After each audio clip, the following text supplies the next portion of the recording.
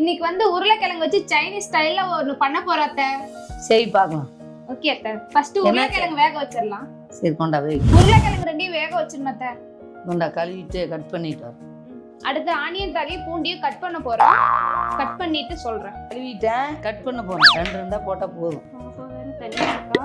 அப்படியே பாத்துக்கிறேன். இன்னும் உப்பு போட்டு உருளைக்கிழங்கு வேவிட்டோம். அதுக்குள்ள கட் பண்றத பார்க்கலாம். ஆனியன் தலை குட்டி குட்டியா கட் பண்ணிடுங்க. கட் பண்றேன்.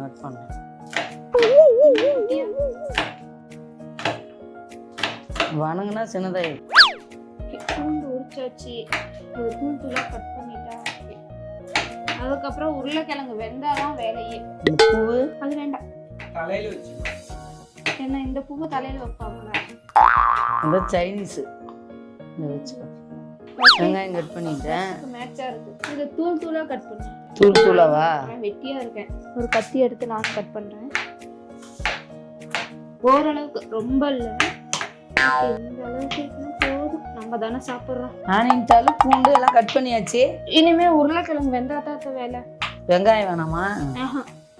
சரி நான் உட்காரு. பாப்பாவை பாத்துக்கோங்க. சரி பாக்க. பூண்டை தூளா கட் பண்ணிட்டு இருக்கேன். இந்த அளவுக்கு தூளா இருந்தா தான் சாப்பிட நல்லா இருக்கும். உருளைக்கிழங்கு வெந்துருச்சு. ஃபில்டர் பண்ணிட்டு ஆற வச்சிடலாம். இல்லை இந்த தண்ணி கழுவிட்டா? இல்ல நான் கழுவிடுறேன். Johnny Johnny telling lies. அங்க இருக்கு டேபிள்ல. கிழங்கு உருளைக்கிழங்கு. வேணுமா? இது சொரக்காய். இது முருங்கைக்காய்.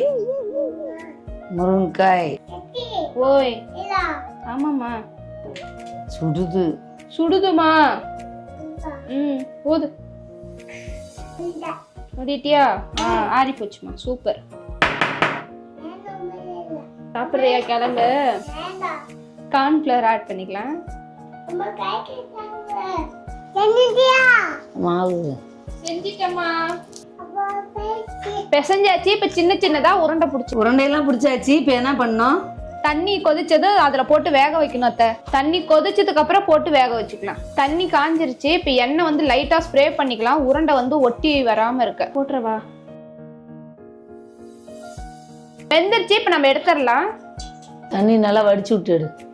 கார்ன்ஃப்ளவர் வந்து கரெக்டா ஆட் பண்ணலன்னா கரைஞ்சிரும். நீங்க கொஞ்சம் எக்ஸ்ட்ரா போட்டு ஆட் பண்ணி உருண்டை பிடிச்சுக்கோங்க. இது இப்ப என்ன ஆறணுமா? ஆமாங்கம்மா. ஆறுனதுக்கு அப்புறம் வந்து நம்ம தாளிச்சிடலாம். சரி ஆறட்டும். எல்லாம் ஆறிடுச்சு. அடுத்து என்ன பண்ணோம்? அடுத்து நம்ம அதுல தாளிச்சிடலாம். தாளி.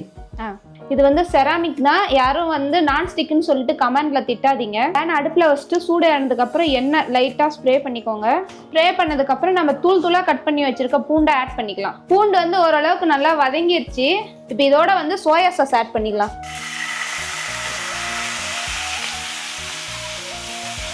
ஆஃப் பண்ணிக்கிறேன். அதுக்கப்புறம் மிளகாய் தூள் காரத்துக்கு ஏற்ப ஆட் பண்ணிக்கோங்க. தூள் உப்பு வந்து தேவையான அளவு. டொமேட்டோ சாஸ் வந்து கொஞ்சமா. இப்போ வந்து இதை கொட்டி நல்லா கிண்டி விட்டுக்கலாம். இது வந்து ஒரு கண்ணாடி பவுல்ல இப்படி டிரான்ஸ்ஃபர் பண்ணிக்கலாம். இப்போ வந்து நம்மளுடைய ஸ்நாக்ஸ் ரெடி ஆயிருச்சு. இது அத்தைகிட்ட கொடுத்து டேஸ்ட் பண்ணிடலாம். இந்தாங்க அத்தை, சாப்பிட்டு பார்த்துட்டு எப்படி இருக்குன்னு சொல்லுங்க. சாப்பிட்றேன். பார்க்கவே சூப்பரா இருக்கு. சூப்பரா இருக்குமா? சோயா சாஸ் மட்டும் கொஞ்சம் கம்மியா பண்ணிருக்கலாம். ஓகே அத்தை, சூப்பரா இருக்கு. சோயா சாஸ் மட்டும் கொஞ்சம் கம்மி பண்ணியிருந்தா நல்லா இருக்கும். நீங்களும் ட்ரை பண்ணி பாருங்க. நெக்ஸ்ட் வீடியோல பார்க்கலாம். பாய்.